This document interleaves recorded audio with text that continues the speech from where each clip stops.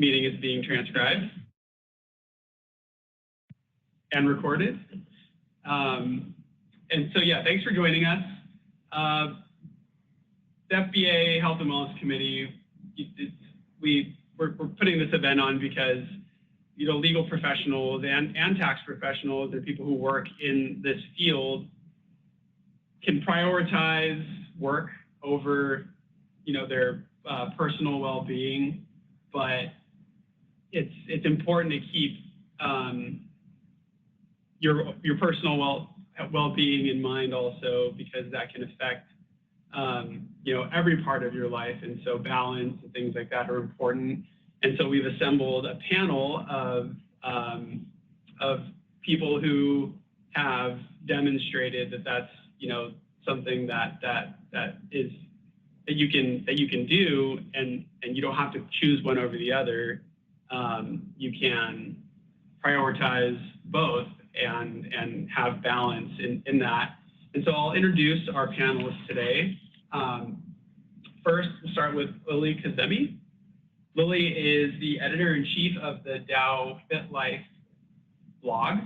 And how long have you had the blog going? A long time, right? Since the beginning of 2021. Okay, yeah. So, that was, yeah. So, time flies. Yeah.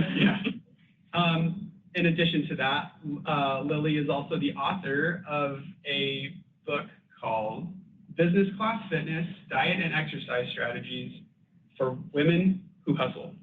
And men, really, and men, but for everybody, yeah. And it's available. It's available on Amazon. There's a QR code in the back of the deck. So, yeah. Great. And also, when she's not doing all that, Lily also works at a Big Four accounting firm. Mario Austin also works at a Big Four accounting firm. He's a DC registered yoga instructor and owner of Mario M Yoga. It's Mario M, right? Not Miriam? Mario M. Yep. Mario M. Oh. Yeah, that's a play on words. Yeah. Okay. Yeah, you got Mario M Yoga. And we'll also circulate these slides. These slides will be available, and a recording, links to the recording will be available after. There's some good stuff at the end, including links to where you can find out more about Mario and Lily. And Marissa Renson. Marissa was the chair of the tax section of the FBA, and a overall awesome person, in my opinion, and lots of people's opinion, who personally, I think Marissa is the perfect example of being able to balance being very successful in her professional life, and also keeping her own personal well-being and doing things to balance the two. In case I missed anything, does anybody have anything they wanted to share about bios-wise? No, you just have to share about yourself, though. Oh, yeah, hi, I'm Darren. Darren Gottlieb. I am co-chair of the FBA Tax Section Health and Wellness Committee. And I am also moderating today's panel. And I'm excited to hear about some of the tips and tricks that our panelists are going to share with us about how to make sure that, or tips and tricks for balancing our professional lives and our personal health and well-being.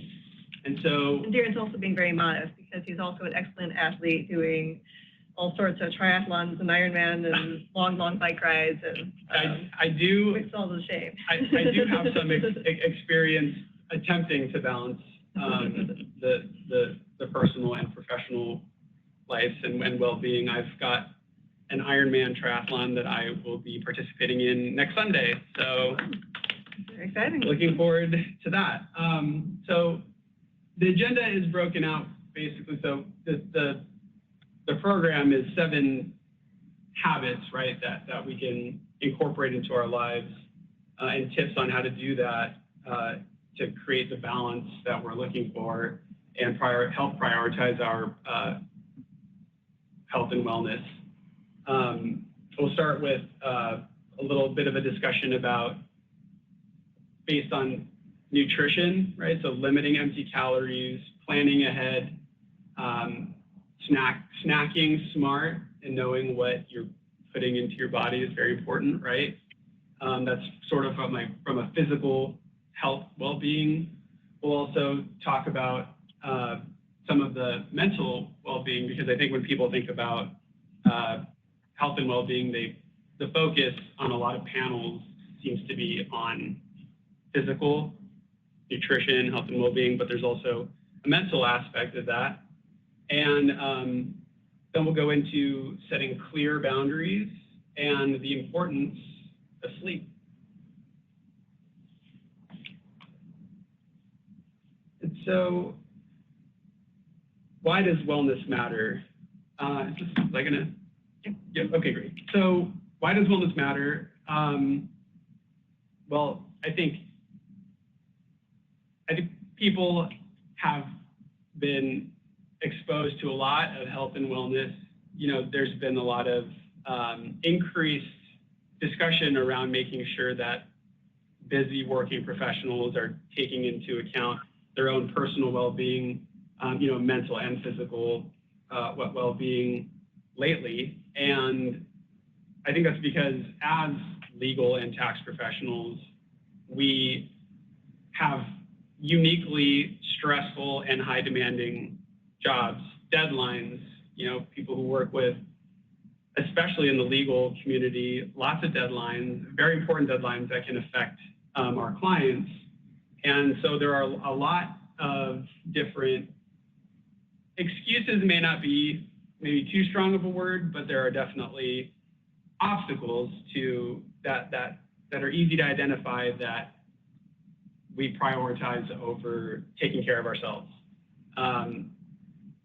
Catering to demands of our clients, having to juggle lots of different tasks on our to-do lists, not enough time in the day, and generally, you know, having too much going on. And also, I think this is an important note that, you know, social media sort of seems to equate wellness with unrealistic body ideals. What we see when I think most of us spend more time increasingly being exposed to whatever's being posted on social media. And so naturally there's an image that's projected and so whatever we see is what we think, you know, equates to healthy habits and well-being. I guess on that note, is there, like, this is a question for the panel, so we can start with Lily, if that's okay. Of course, yeah. What sort of motivates you? What are your motivations to prioritize your health and wellness, given that you have, you know, such a demanding work schedule? Yeah, thanks. Thanks for getting us started, Darren, and thanks everybody for being here on a Friday afternoon. I think that you set the table really well for the challenges that we face. And I would basically, you know, say that the why question is really important. I don't know if anyone's heard of the book by Simon Sinek, Start With Why, but I think a lot of times we sort of jump into the what, like what do we do and what do we do for fitness and how do we do it? But the why really enables us to connect a sense of purpose with what we do. So that's really what resonates with me.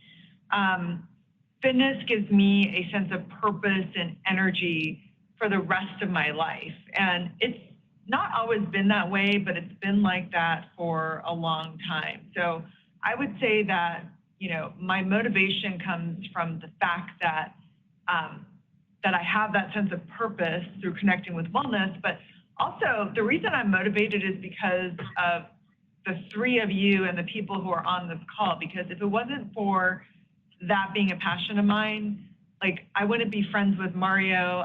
You know, Marissa and I go way back, but like I think we really did connect because of our mutual passion for wellness, and you too, and again, the people on this call are a lot of people in my life have come into my life because of that passion. So I really think that's where I'm at, and I'd be interested to hear where Marissa and Mario feel about that. I mean, honestly, I would say my top motivator for my wellness journey is my students. I have so many students from many different backgrounds, many different orientations and walks of life, and they look to me as their leader, and it's just like, I can't really present the full package if I'm not really practicing what I'm preaching. And so, you know, everything as simple as even practicing with my students or giving them helpful tips and tricks on what I've been doing, placing a big emphasis on stress management, even therapy at times, because we all as a country have been through a lot the past several years, particularly the past couple of years with the pandemic. But it's like that was a really big eye-opener for a lot of us, where it's just like, how are you taking better care of yourself? And it just took us that time to briefly sit and reset and just reevaluate what it is we are doing to take better care of our health and wellness. And so I just always remind myself, my students are looking to me for guidance, but at the same time, looking after myself and making sure I'm good too. As one of Mario's students, I can say it's very therapeutic going to his class, both mentally and physically. So.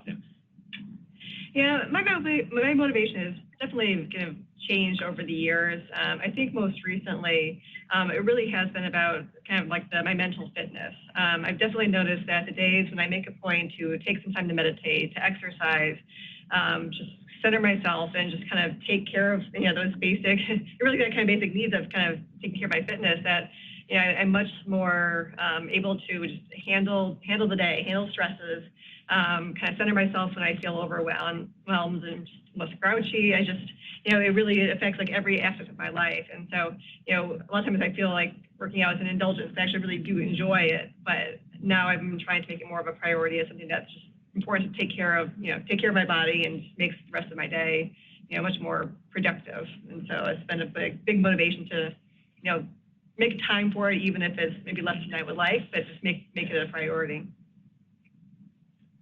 Yeah, I completely agree. I think the only thing I would add is that prioritizing, make sure that I'm not just eating junk food and taking time to exercise and, you know, get the right amount of sleep.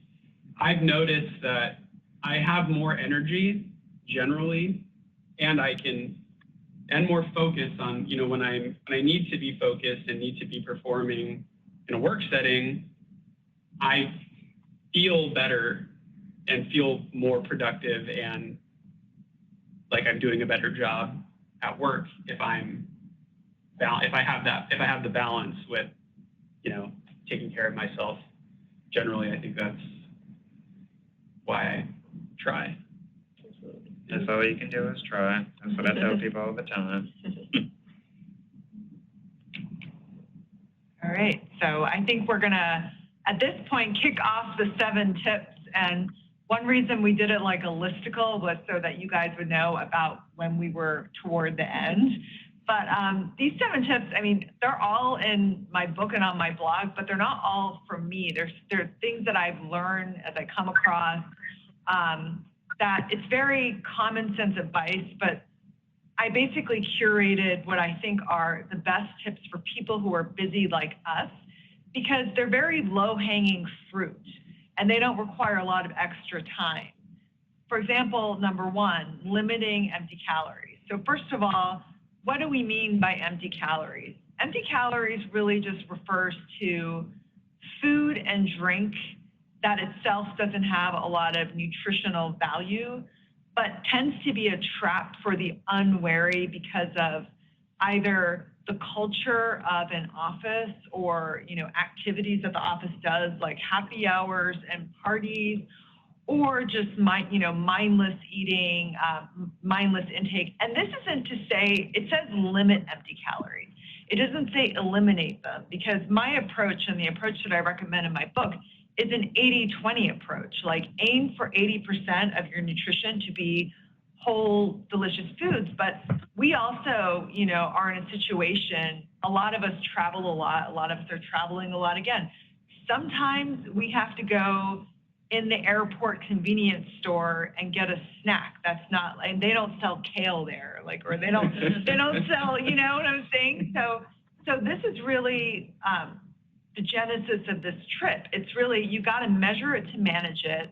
If you're running a client engagement, you're not, ideally you wouldn't be doing so without any regard to the budget. So like, this is just, the point of this is really identifying the sources of some empty calories and how you can be more mindful of them to limit them. And so I'm going to pick a little on Darren and Marissa, because I heard through talking to you guys and prepping that in your office you've got some snack rooms, and there may or may not be dispensers of M&Ms in them. And like, I'm so like wanting you to actually show me them after this is over. But I mean, I think that's an example. Like now, many people are going back to the office, and we might have forgotten, but now certainly remembering that there's lots of snacks around. So can you guys maybe talk a little bit about that and like how you deal with that, throughout the day when you do come in?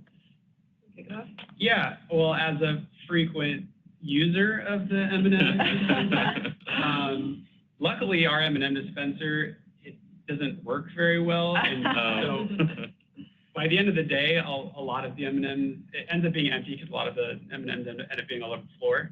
But when there are, I do participate. For me, it's the important thing is making sure that I, start the day with, enough nutrition so that I don't run into a problem, early in the day where I feel like I'm starving, I don't have any options, I need to eat something. I also try to bring snacks that I think are healthier options than what's available. There are healthy options available in the office, but when you're here, frequently, they get a little boring, eating the same thing every single day. So that's what I try to do. Yeah, I have to admit that I definitely made lunches out of the free concessions in the office many days, a lot easier than going outside. But I mean, it's generally, like, I know my weaknesses, and I just try to avoid the temptation. So, we do have two different coffee areas, and one has the snacks and one doesn't. And I try to make a point to also bring in the food. I put it in the fridge in the coffee room that does not have the snacks. So I have to go back to that one to get my food and try to get my coffee from that one, and just try to, my office is the furthest end basically from the snack machine. So it's not inevitable, but I have to make a conscious effort to go down there to get some snacks. And so at least it gives me a couple of opportunities to say, no, I'm not actually hungry, I'm just stressed, I'm not going to go all the way down there, and I'm going to choose something healthier. And Maria, I know we mentioned, because a lot of us have hybrid work schedules, and then you tend to like to work at coffee shops sometimes. Yeah. And so tell us about your pastry struggles. Yeah, literally, I'm surrounded by mom and pop coffee shops, and then they have the handmade this and the specialized that, and this with the sprinkles, and it's like, do I really need to treat myself today to coffee, or should I just wait till the weekend? And kind of that's the mentality that I'll do every now and then, just to say, it's okay to treat yourself because we're human, we love a good treat, but sometimes when you feel yourself getting into the habit of always going back, oh, it's just coffee and donuts. Oh, now it's just coffee and donuts and this. And then next thing you know, not only is your bank account starting to drop because you're spending all this money, but it's like, now you're like, where did all these calories come from that I told myself that I was going to pull back from? And, just as long as you have a little bit of discipline here and there, it's totally fine to treat yourself to things.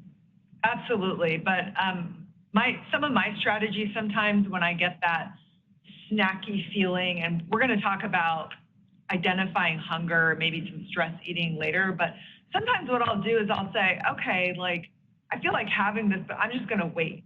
And sometimes that results in whatever, stressful feelings I have or cravings I have, they just eventually go away. And then like 2 hours later, like, I don't want that thing. So that's a strategy that I tend to use. And you guys touched on a few things when you mentioned coffee. So one thing, I think it's like knowledge is power, the more you know, right? So we're in Washington, D.C. right now.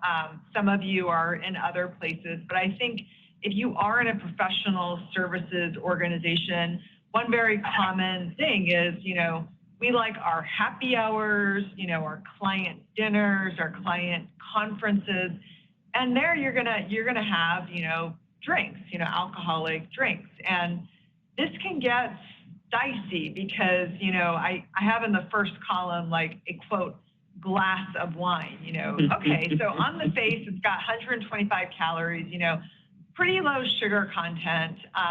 But when you think about what an actual glass is, when they're listing this, they mean 4 to 5 ounces. Most of the time, if we're at home pouring ourselves a glass of wine, I can guarantee you. So I was actually going to bring a wine bottle and a glass of wine, but I will do some live demos. But when I did pour what the amount of a glass of wine, like it barely took up the bottom of the glass. And I think when you're at, you know, a drink service, a bar, they definitely pour more than that. And then when you get into the cocktails, like I just listed on this slide a couple of popular cocktails. And the thing about the cocktails is they also have additional ingredients that make them yummy, but add a lot of calories and sugar, such that, you know, 1 or 2 of these is essentially like eating a meal, which is also a double-edged sword because then alcohol makes you hungry. You end up eating more, and you end up sleeping less because it disrupts your sleep. And when you get less sleep, your body craves more unhealthy food the next day. So it actually can just like, the effect of it can last for days. And then on the coffee point, you know, the popular types of drinks, especially this summer, and I'm not picking on a particular brand at all, but you see these like iced cold foam, cold brews, like, you know, the thing is that these drinks can also have a lot of calories and sugar, even something that on its face seems super healthy, like a matcha green tea. A lot of them have like come from a powdered mix that has a lot of sugar. So basically you're drinking a 300 calorie drink, and that could be even before you have any meals for the day. So like, I don't know if you guys have any thoughts on that, or maybe how do you approach like when you do go to these types of you know, happy hour and client events, like what do you do to sort of manage that, you know, before you know it, you haven't down like, you know, 2 or 3 drinks and it's just like kind of not the best, right? Honestly, I'd try my hardest to do a 1 to 2 drink minimum and then maximum, right? A maximum. Yeah. And then pretty much just go from there. Yeah, just keep it minimum of the drinks.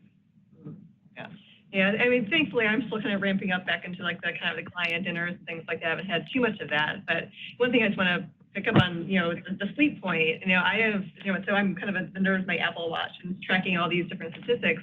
And I have noticed that like it affects your sleep. So I make a point to a couple times a week. I have no caffeine, I have no alcohol, and I sleep like a baby. And it's just you can't do this. I do it every day. Like, you know, I do like my coffee every once in a while, but I sleep well, much better if I don't have that caffeine, and it takes away the excuse of just having a nightcap, and it's just, it makes your whole day much better. And so I tend to, you know, like one of my strategies just to save my indulgences for when I'm going to have to indulge, and I'm not, and take advantage of being able to have control of my, you know, my intake and just go to bed early. And the older I get, it seems more appealing and more appealing too. Yeah. So you actually did steal my answer. The sleep thing, I think, is the biggest thing I've noticed too, because I do the same thing. I could save some of this for the sleep discussion, but yeah, with respect to just the, you know, drinks intake, I have like a wearable where it tracks my sleep every single day because I wear it when I sleep, and it's so drastic, the difference between the sleep score that I get after, you know, a night where I've had a few drinks versus when I haven't. It's 0 to 100, and my sleep score would be something like between 70 and 80, which isn't great, but not compared to after, you know, having had some drinks. My sleep score will be like a 6, and it's noticeable. And if you want, I mean, for me, because I do have like a training schedule that I'm trying to stick to, it affects how I perform, like, you know, when I'm exercising or doing anything throughout the day, even if it's not technically like the traditional effect, like hangover. It's Yeah. you can still feel it. It's you're lethargic, and so. Yeah, it definitely affects, like, for me, like, my work day, I'm just, like, sharp right until I've had a good night's sleep and just taking care of it. So it is kind of a perpetual thing that just affects every part of your day, so. Those are all really great points. And the last thing that we're going to hit on in this section is condiments, because I realized, through both research, but also just, personal experience and consequence, that what we put on the food is just as important as the food. And the thing about condiments is a lot of times, like, for example, I've got, hopefully you can see this, but this right here is a tablespoon, okay? That's how the serving sizes are measured. But I really doubt that when people eat fries or whatever, that they only limit themselves to a tablespoon of ketchup or any of these other condiments. And that's not how we dose it out, like, right? We just like turn the thing upside down. The thing is that like some of these condiments are high in sugar, don't really have that much nutritional value. So what I've done, I did this in a chapter in my book, but also I have several blog posts on my blog about it that you can look at for free. But I found, if you want a certain sort of flavor, you don't have to go without, but you can substitute something else. And I wanted to call out two specific things on this slide. One is salad dressing, because the thing is, we also do, for travel or for whatever other reasons, having office lunches, need to eat out a lot. And if you're looking at a restaurant menu, you're like, what's a healthy choice? Don't your eyes just go to the salads, right? But the thing about the salads is they usually come with a dressing that the restaurant makes that you actually have no idea what's in it. But, I mean, now, like, there is kind of more of a trend toward restaurants putting, how many calories, like, the whole salad has. But if you look at that, a lot of times it's, like, really high. And that's, most of the time, it's because of the salad dressing. So that's something to be aware of. And, like, alternatively, what I'll do if I do want the salad is I'm not shy about asking. I'll say, hey, can you just, like, not put dressing on it, but bring me oil and vinegar on the side, or even the dressing on the side, and sort of just like dipping, the vegetables in it. One more thing I wanted to call out, because I just actually did bring another little prop here, is cooking, right? Even when we cook at home, that's the healthy thing to do. But an awareness of, for example, of olive oil, again, a lot of times, like, you'll just turn the bottle upside down, and very high in calories. It's good for you. The oil, like, it's, the unsaturated fats are really good for you. But again, like, if you're pouring like 500 calories worth of it in the pan before you even have your meal, that's something to be aware of. So I have in my hand a can of avocado oil spray. So this is like a pretty popular thing, but an interesting fact about this is the serving size says it's 1/3 of a second of a spray. So, okay, pretend, I'm not going to spray this because I'll get it over Mario's nice pants, but just like Mario, can you please count to 1 to see how long I can spray it for? There we go. So, I mean, most people spray, and this is 1/3 of a second, and it says that it's 0 calories, but the FDA Sorry, it says 1/3 of a second. 1/3 of a second. No, yeah, 1/3 second spray. Oh, so. Yeah. So the number of calories is 0, and we're going to get into reading labels in a second. The FDA has a rule that if the calorie count in a serving is less than 5 calories, you're allowed to put 0. So this is why. But obviously we know this is oil. So, and most people, when they spray, I'll do the sound effect, they're like, shh, it's definitely like for a few seconds. So that's just something to be aware of, like, both with the label knowledge, but also perhaps, if you don't want to have to count to 1/3 of a second of a spray, maybe use like vegetable broth or something. And I know, Marissa, like your family, you are a vegetarian, and you like to make, some substitutions too as well, right? Like, yeah, I think a key is that, if you're going to make substitutions, do it don't just assume that you're taking something out, therefore you're healthier. So being a vegetarian, it's a personal choice of mine, doesn't make me any healthier than anyone else, especially if I feel that was, the meat with crap, just junk food. So, I make a point to substitute, for meat something else with protein in it that's got a similar composition. So I'll do a lot of fish. This is the healthiest thing, but I like Impossible burgers. It's kind of my go-to thing. So, but compared to some of the alternatives, at least it's, it's satisfying and it's going to kind of fill me up, unlike maybe filling it with starches and things like that. So I think if there's something you're going to cut out, make sure that you're not replacing it with something that's even worse for you. Yeah. And so our second tip relates to planning. And I think a lot of us are pretty good planners because we're successful at our careers. So when you're planning a client project or, your work week, we're really organized, right? But back to what Darren was saying earlier, maybe this doesn't always translate to our wellness, but it can. So basically some tips that I follow really relate to preparation.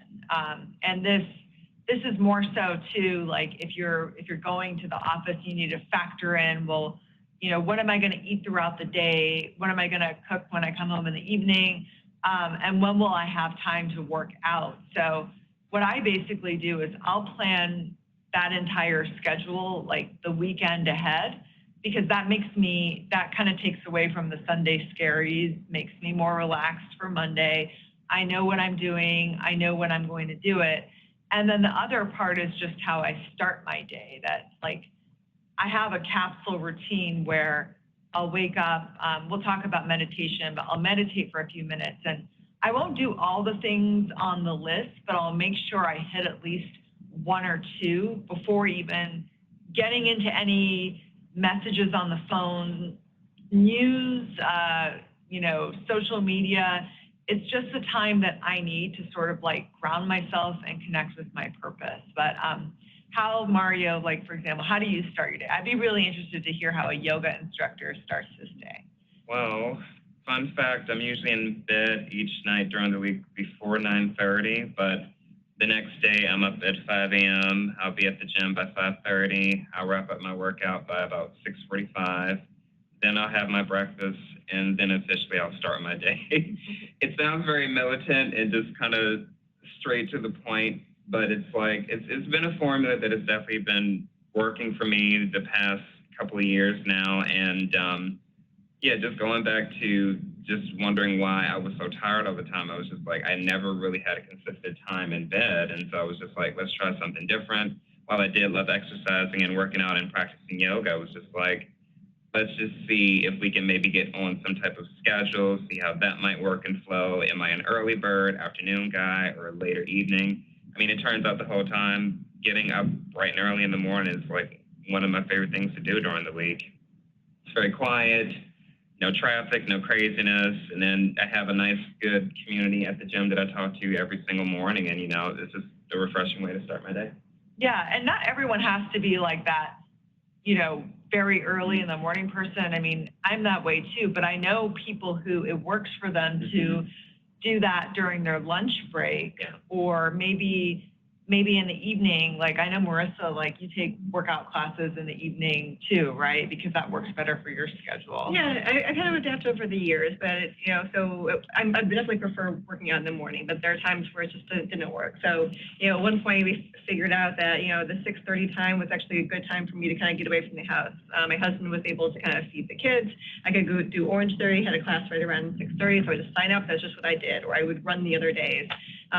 Now I've been able to kind of do more of the morning, workout, and other times I've done lunch workout. So when I was with the IRS, I had a good friend who worked a couple of, blocks away, and we would get together at lunch and we'd go for a run. So we get to socialize, got my run in. I had a time, so I just blocked off my calendar, enough time to come back with a quick shower and get on with my day. So I think you'd be flexible to some degree what's going on in your life in a particular situation, but you have to have a plan, no matter what it is. So my plan has shifted over the last number of years. I've always tried to have some sort of plan of when is the best time. So for now, I'm back to morning between 6 and 7. No one in my family really needs me, so I can kind of, that's my time to get out and and to try to get in a run, or I'll do I do Orange Theory once a week. I have that on the calendar. It's paying for it, so I have to go, and but having some sort of accountability. Accountability, exactly. So the different seasons of my life, it's been different times. So I always try to have a time that I know is the best time for me to work out and focus on that time.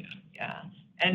And Darren, how do you fit in training for Ironman? I think we're really talking about this slide, so I just flipped ahead there, and then we can go back to the meal planning. Yeah, well, I'm the outlier because I don't like to get up early in the morning, but sometimes I have to because it depends on the week.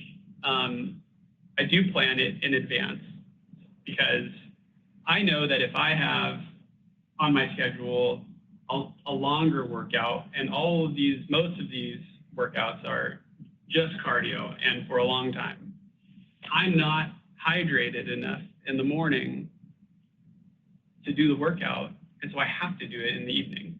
So I'll try to plan the week in advance. On some mornings, I know that I'm going to have to be up at 5 in the morning to get what I need to get done that day. But on other days, I can sleep in and just do the workout later because it's shorter and fit everything in. So I can't say whether that's the healthy option, but the planning in advance is definitely a mental benefit from all that. Yeah. So the healthiest plan is the one that you actually do. So. Yeah. Yeah, and I like that. I mean, I just like the planning ahead. I mean, my any longer workout, it's on the calendar. It's on my husband's calendar too, so we know. Yeah, the family calendar is important too, and the work calendar obviously too, because most of the time people respect the block. I'm not available during these times, and if they don't, it's like, well, I'm not available. My calendar says so. So I know another popular topic when people are thinking about planning is meal planning. And what has frustrated me throughout the years, especially back to what you were saying about the social media. So, the whole meal prep Sunday thing, right? Yeah. The whole meal prep thing of prepping little containers with the same food over 7 days for different meals. I gave that a shot, but what I found was it didn't really allow the flexibility that I think people like us need. So I came up with my own methodology. I call it the little black dress meal planning method. And what I mean by that is for women, we all have a go-to dress, and may or may not be black. Probably can't see well. The one I'm wearing is navy blue, but this is my go-to. It's it's going to go with anything. You can wear it any season. If you're in a rush and you just need to put an outfit together and get out the door, you grab something. And to put it in the context for men, for example, Steve Jobs wore the same black turtleneck every day. Mark Zuckerberg is rumored to wear the same gray shirt, not the exact same one. I think they have thousands of them in their closet, just wore, but the same thing. And why? Because that takes away decision fatigue, because decision fatigue results from taking so much time to make decisions. It wastes time, but it also exhausts your brain, and we need our brains to think at our jobs. So my approach is I view the protein like the dress of the outfit. And really, you can only have 3 macronutrients: protein, fat, and carbs. So I have a list of go-to proteins, and then what I call fat and carb accessories. And then this way, hitting all 3 of those in a given meal will ensure that I am satisfied. So one example of looking at it like that instead of a meal. For example, avocado toast is a popular, it's the thing, to have. But if avocado toast is fat and carb, but it doesn't have protein. So a lot of times if I just eat that, I'm hungry 2 hours later. But if you add an egg on top of it, some Greek yogurt, for vegetarians, some seeds, then you've got that complete piece. And Marissa, I know from visiting you, so Marissa's Marissa's amazing. She can kind of just host guests at her house over the weekend at her lake house, and she's got this menu ready to go. She sent me a copy, but why don't you tell everyone a little bit about, how you make that work? It's a couple of years ago, we decided that rather than, kind of focusing on vacations and things like that, we were going to bring vacations to us. And so we got a lake house around down in Fredericksburg. And basically, a lot of our our social activities, just having people come and just stay with us for a weekend. And it's a great time just to kind of bond with the people that you're hanging out with. And so that's kind of what one of our go-to things to do on a weekend is. Obviously, you need to feed people, and where we live is very far from really any civilization. So, what I've done is kind of come up with a number of meals that are very easy to go to. So salmon, you put on some oil, salt, and pepper, stick it in the oven. Perfect. You can have many fillets as you need to feed as many people. A bunch of just kind of easy, kind of crowd-pleasing, meals. Same thing, just like, Lily said, you have like the main course and a couple of sides that go well with it. They're all listed out. I have a chart.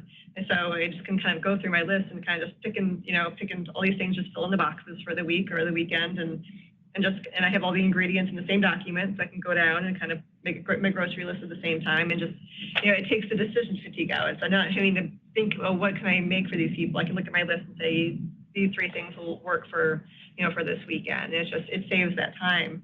And having the grocery list ready to go, there's a list of things that we always have at home. We always have, the peanut butter and the milk and certain cereals and things like that, and certain, vegetables that are easy to cook. And we always have that on hand, and it takes out some of the, I never have an excuse that, oh, I need to get takeout tonight because we have no food in the fridge. There's always something.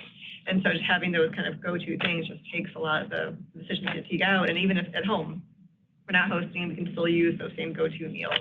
It just makes it a lot easier to cook at home and not rely on takeout or delivery and things like that, which are typically, at least in our house, typically not as healthy.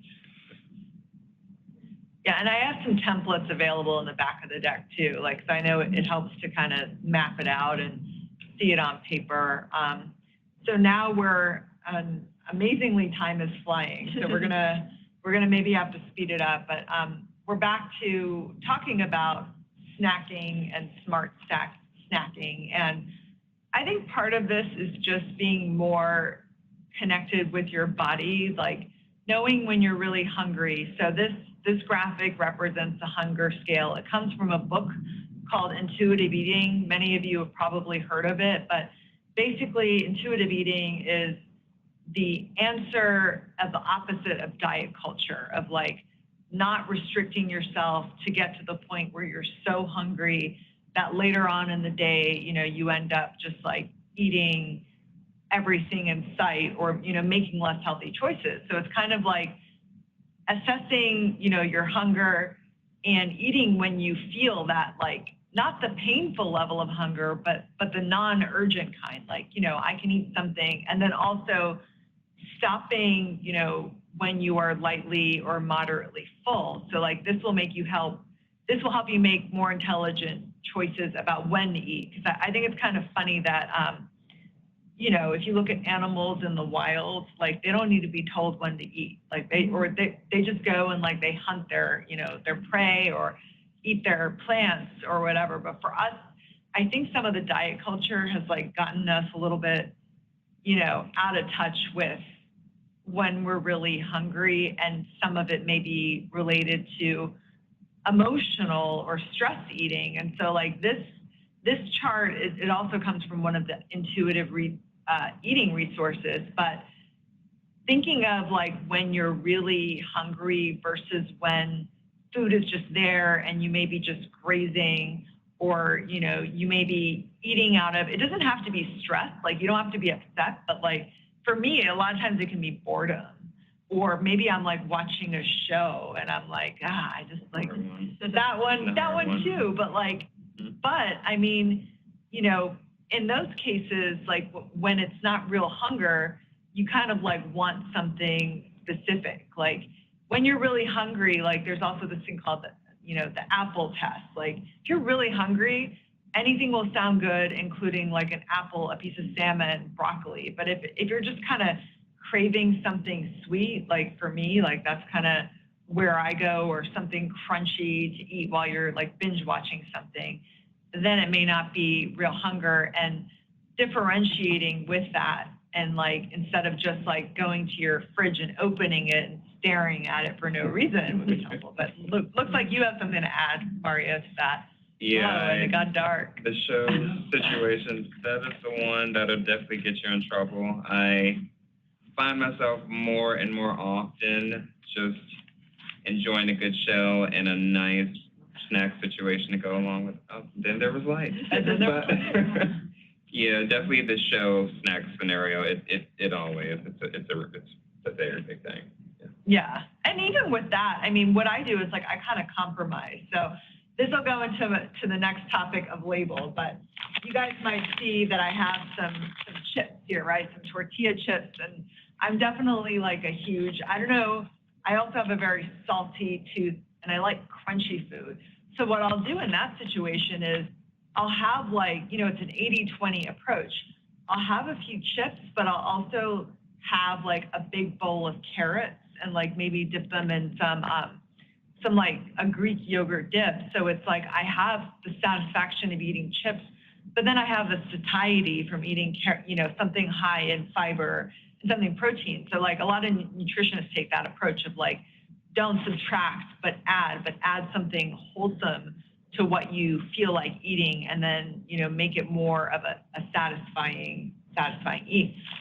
So on this slide, we're talking about labels and just awareness of what you're eating. So if you go into the grocery store, you'll notice that you will mainly see the front of the label. So like, let's take this item right here. So this is in a health food grocery store, and it's chickpea tortilla chips, right? Ranch flavor. And on the front, it says plant protein, so this will comply with Marissa's vegetarian needs. The thing is that in marketing, they call this the halo effect, because what this is kind of saying is like, hey, this is like a healthy food that you get in a food store and you pay $10 for this bag of chips. So you can just house this whole bag and like, you'll be fine. But turn around, look at the label and pay attention, like that's a standard FDA label. It may be, there are certain aspects that are in very small letters that if you read carefully, you'll get the whole picture. So in very small letters, it says serving size is about 9 chips, okay? So I don't know, it wouldn't even make a dent in this bag because there are 5 servings in this bag, and this doesn't even, like, could you eat this whole bag in one sitting? Like, you could eat this whole bag, right? 9 times out of 10, yeah. Yeah, I mean, this is like not, I don't even know, and so 9 chips has 140 calories, 7 grams of fat. So one serving size is like not bad, but when you take that as the whole bag, that's like over 1,000 calories. And the most surprising thing of all is like, I think it's pretty clear that this is meant to mimic the ultimate snack, Doritos Cool Ranch. I just love these things. Is Cool Ranch your favorite flavor, or are you not? Or you like the flaming hot? I mean, Cool Ranch, awesome. But the thing about the Cool Ranch is you can have 12 chips for 150 calories and the same amount of fat. So honestly, if you want ranch chips, you're better off just eating the Doritos. You know what I'm saying? Like, it's, don't get misled by the label. Other things to pay attention to in the label is, you know, the numbers, but also the ingredients. So did you know in food labels, they list the ingredients by the order of quantity. So whatever is first is the most. So I also got some crackers here. Oh, I hope I didn't have that. Crackers here, which if you turn around and look at the ingredients, sugar is the 3rd one in these crackers. And it's like, you wouldn't expect crackers to have sugar, right? Like, it kind of is weird, but it makes them taste good. So being mindful of serving size, number of servings, ingredients, and various other, you know, the good aspects of the label, like looking at the fiber content and the protein content is also important, because those 2 things really help with satiety along with fat. So if you're eating something that is high in carbs, below in fat, and low in protein, it's very likely that you're going to be hungry just a couple hours later, and it's a good idea to supplement that with something with the, you know, and not under that PFC formula. So what do you guys think? Like, what do you do when you roam around and like need a snack? Like, how do you pick stuff that's good, or do you try not to do that? Usually I just don't even keep it in the house. Yeah. Anything that's not in my house, I'm usually in good shape, but I usually fall prey to a lot of Trader Joe's snacks, to be honest. Yeah. And it's just like, there's just so many of them, and it's just like you have you're healthy, you're somewhat healthy, and then you're sweet, and it's just like, as much as I want to overindulge sometimes, just like, I just don't even buy it and keep it in the house. Yeah, Yeah. absolutely. And you know where the snack aisle is too. Mhm. You know it's going to Yeah. be, and of course, like as you're checking out and sometimes waiting in that long line, Mhm. Snacks all around. which is why I go when there's no, I know when there's no line, and that's when I like to do my grocery shopping in person, because as we'll get to, it's extra activity. But because I don't want to waste my time, I go on the off-peak hours. So I'm not waiting in the line and looking at all the snacks. But we're going to transition to, I think, the activity part of what we're discussing. And I breezed by this, but the role of exercise is often inflated in the whole scheme of things. And that's not to say it's not important, but if you look at the role it plays on the other side of the equation. So we were like just in this like time talking about calories in, but the other side of the Chico equation is calories out. How much do you expend? And the thing is that this chart demonstrates, I won't go through all of it, but there's basically a ceiling. Most of the calories you burn you're doing that right now. It's your resting metabolic rate. But in terms of movement, you actually burn more calories from what's called NEAT, which is non-exercise activity thermogenesis.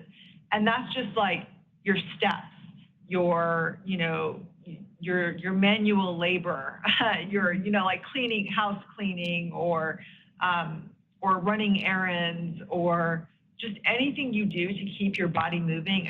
And this is hard for us because we have sedentary jobs. But the thing about like going to the gym for an hour or doing like an hour hard workout class, and the thing, it's called like the sedentary athlete syndrome. It's like then compensating for that by going and like sitting the rest of the day actually defeats the purpose, because exercise is such a small part of the energy equation. So we just talked about all the benefits of it. They are great for mental health, and it's great for keeping your heart healthy, but is not the end all be all. Like diet is very important, and so is staying active, which leads us to the NEAT part of the equation.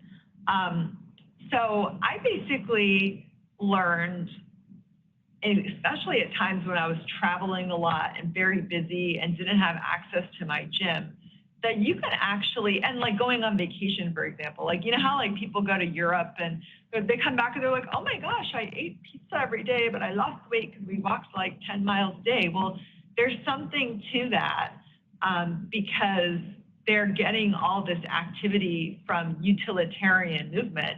And there's ways that you can do that also that we talked about, walking your dog. Working throughout the day, I use a standing desk, and that actually standing burns more calories than sitting does.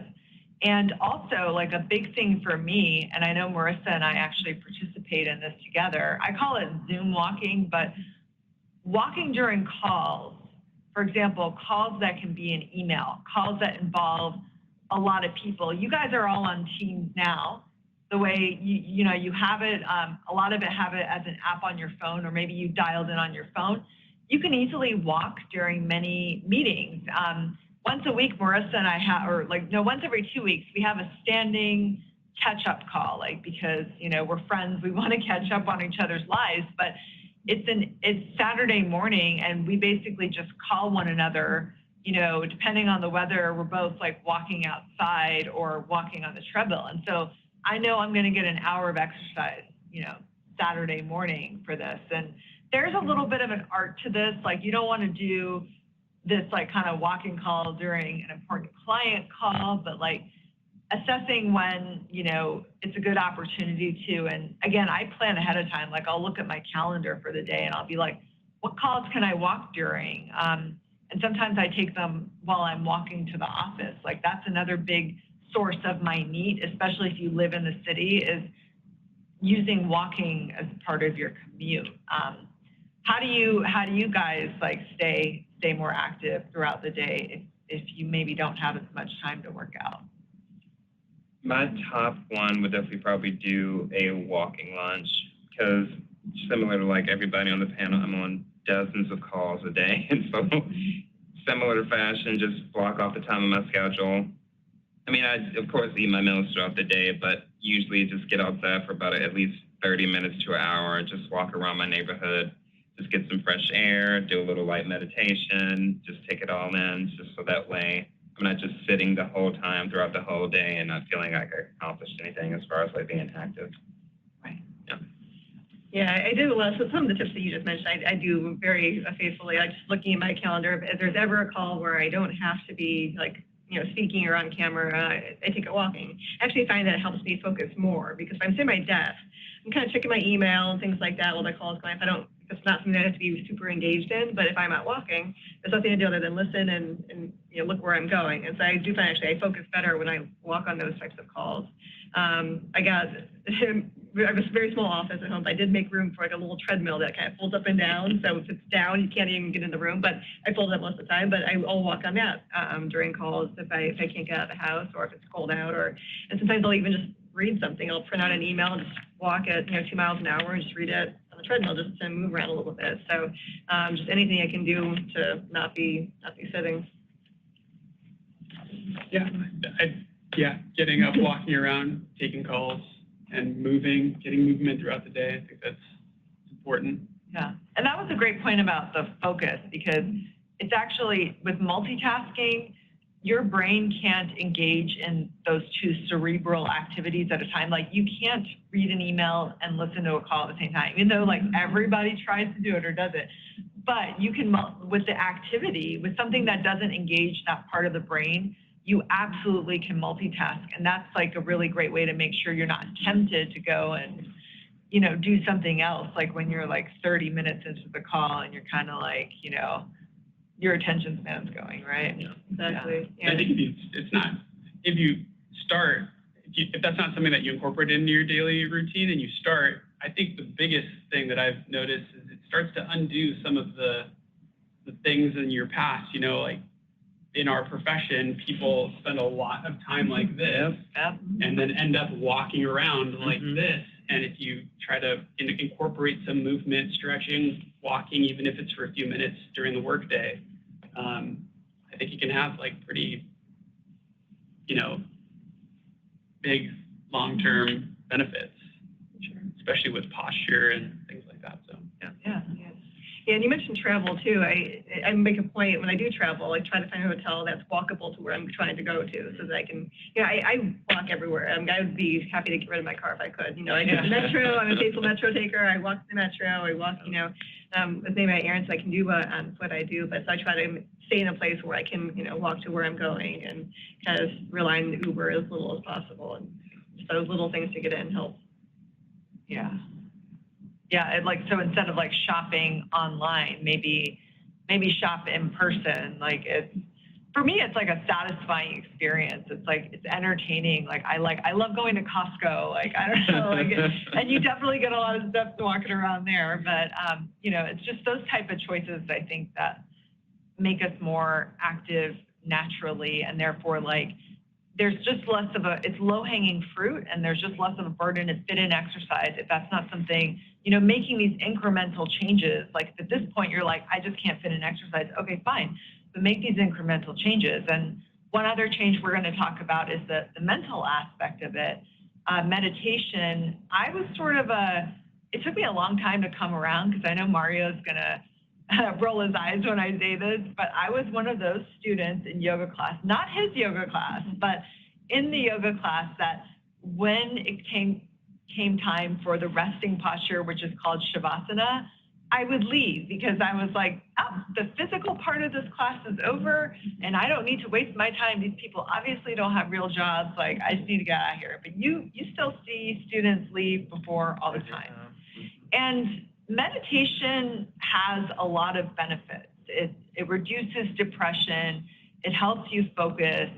It makes you less reactive. But I think the point we want to make here, and Darren, you gave a really funny analogy, is that, meditation is not something that means how'd you put it? You're just, and, sitting like cross-legged on a beach for, hours with your eyes closed. And I was just gonna, just building on that, I think what I was trying to say was, I think once you find something that you maybe would put you outside your comfort zone in terms of meditation, but you can incorporate it into your life because of the benefits that have been proven from meditation, that you don't have to follow whatever the method that you found, whatever it prescribes, you don't have to follow it religiously or to the letter. Like, for example, I sort of have incorporated meditation, but I focus more on the breathing aspect of what a lot of meditation, methods talk about, because I've noticed that when I'm just normally breathing, I have very short breaths. And so if I can stop before I present, before I'm going to get on a call, before I work out or anything like that, and just take time to focus on that part more, that's the way that I've incorporated it into my life and found the benefits from it. And I think that can be different for everybody. Yeah, I love what you said about the breathing, because if everyone, and by the way, thanks for bearing with us. I know we've gone a few minutes over, and if you have to drop, we are recording this. But if everyone wants to kind of take an idea of this, just like with the breath that you're normal, if you notice how you're breathing, it's probably in your chest. If you take a second and just try to breathe and expand the sides into the sides of your body, like as if you were a fish breathing into its gills, like I'm just going to do that for 1 second, like that, like feels really good. So if you have an Apple Watch too, just like she was saying earlier, there's a mindfulness thing, and you'll get a push notification that's like, hey, take a minute and breathe, and that can be a meditation. Also for me, like again, a walking meditation counts. So just like if you're walking, like maybe don't listen to something, just like kind of be present in the sights and sounds of the city. Like believe me, you'll overhear some really interesting conversations. But I mean, even like washing dishes is technically a meditation.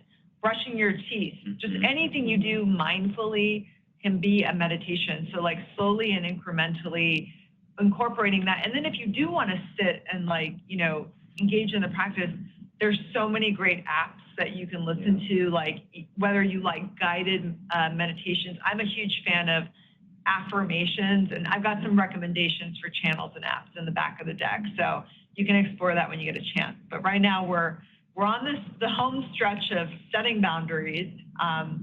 By the way, what this woman is doing, I wouldn't recommend, because that is bad for your neck. But like that's the point of like, I mean, I have actually seen, Mario, people in yoga classes that when we're like in some sort of like plank position or something, that they're looking at their phone, like, well, I was like, what are you doing? Like, this is the time. But that's the thing. It can be very hard to disengage. But let me ask you, because you go to bed early. So if someone sends you an email or pings you when you're going to bed, I mean, you don't even see, like, how do you draw the line? Like, the beauty of the iPhone is the do not disturb feature, and I turn it on every single night.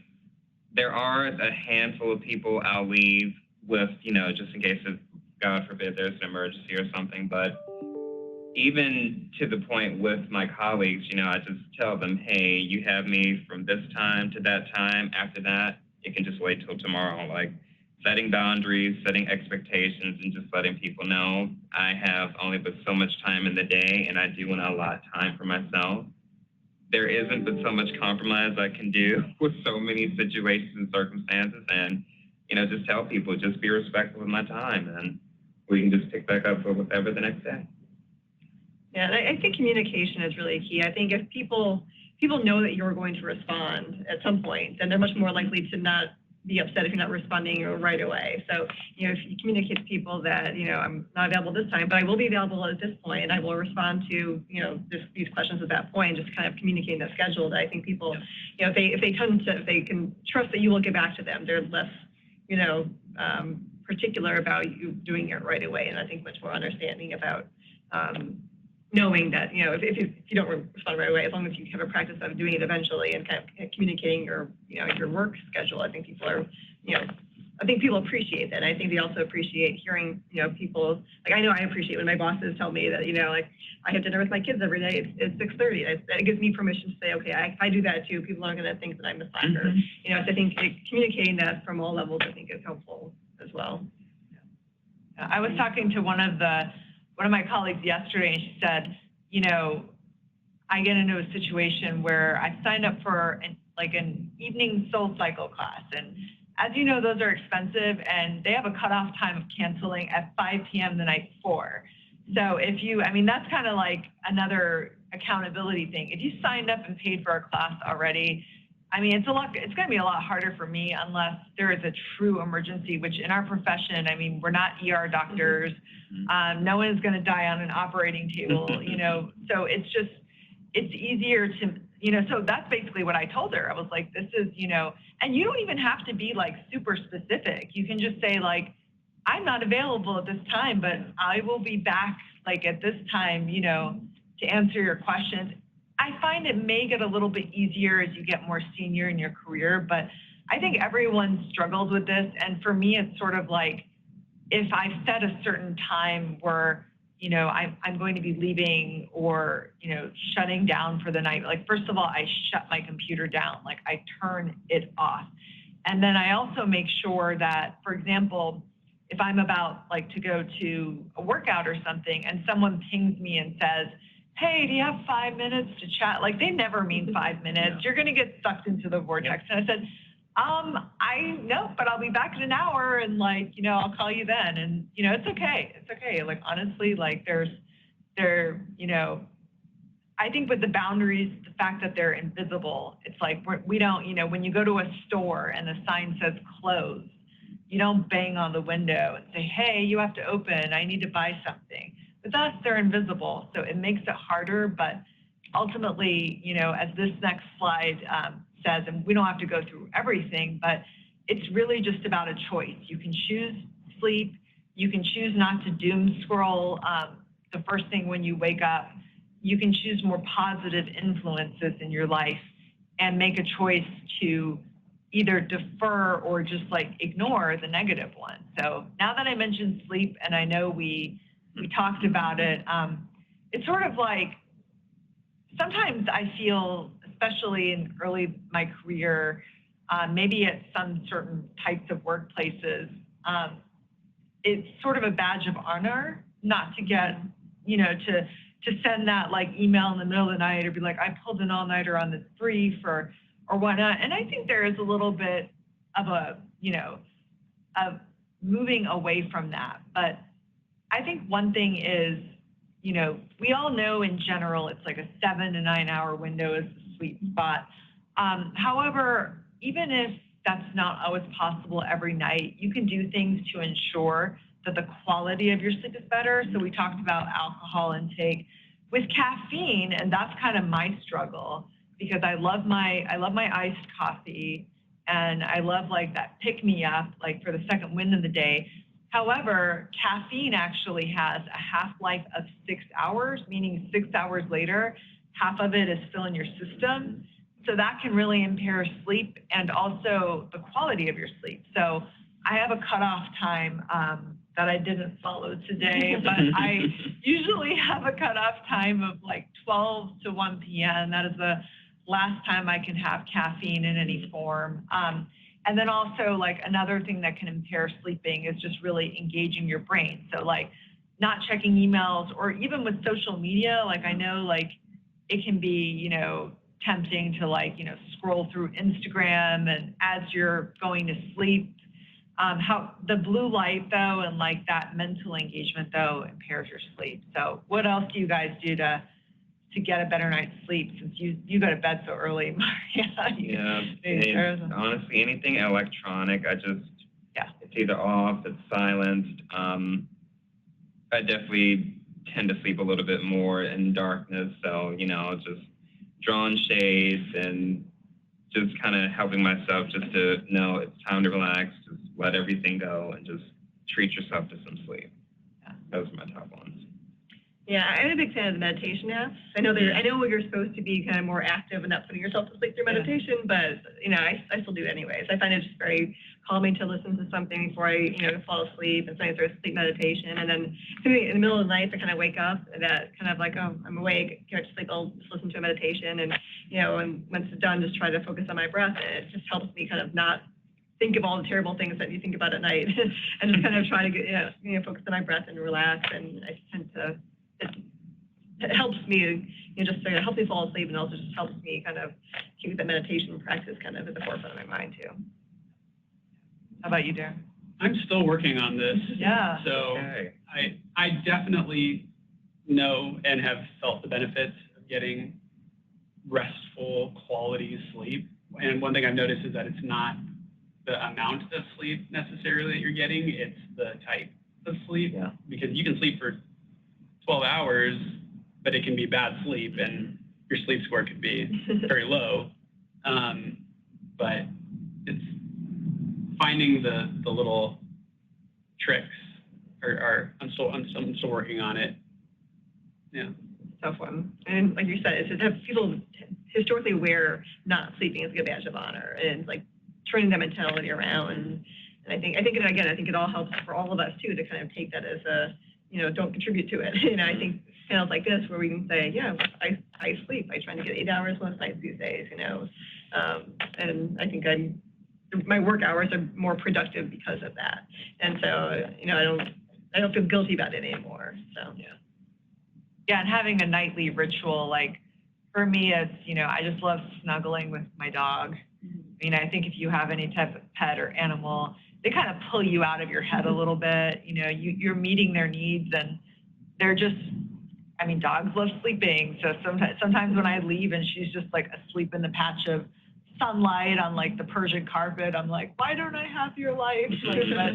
But just like that, relaxation, and like actively like, leaning against, when she like comes and like leans against me, that's like actually like pack behavior, but it just helps like, wind down from the day and connect with like someone or something you love. I think that, whether spending time with your kids, your significant other, your pet, and, calling your parents, like, just like, having that reassurance that like, you're not alone in this world, everything's going to be fine, like helps me rest easier at night. And I can be also guilty of making that to-do list in the head. One helpful tip that I read about is when you get like that, actually keep some paper and a pen by your bed, and then maybe just write it down, and it'll just kind of help you get it out of your head. So it just gets out, it's not continuing to loop around in your head. So I think with that, we're closing. Darren, I don't know if you want to close us out or. Yeah, well, thank you very much to our panelists and for everyone who stuck around for joining. A lot, again, this is recorded and the link will be available after we've wrapped up, and we will have the slides available too, which include a lot of very, very useful links on that article really put together.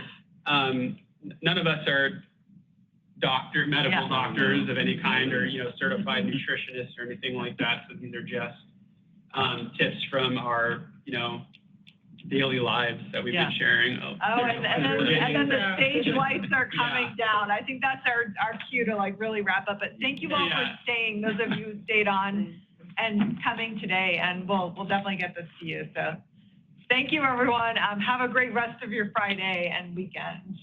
Stay healthy.